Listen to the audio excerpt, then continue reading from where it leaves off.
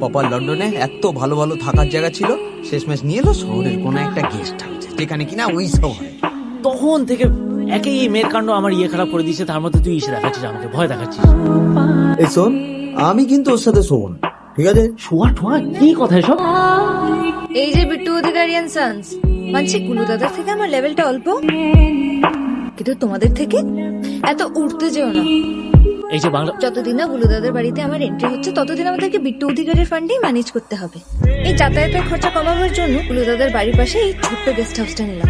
অভাবে বড় হচ্ছে তো, তাই আগেই ভেবে নিয়েছিলাম আমাকে আমার লাইফটা এমন ভাবে সেট করতে হবে যাতে আমার বাচ্চারা আর তার বাচ্চারা আর তার বাচ্চারা সব বড়লোক জন্মায় না। তাই বলে বিট্টুর বাবার মতো বড়লোক না, ওই সুন্দর দেখতে, ইংরেজি বলা, স্মার্ট টাইপের বড়লোক ছেলে হয় না, ওরকম।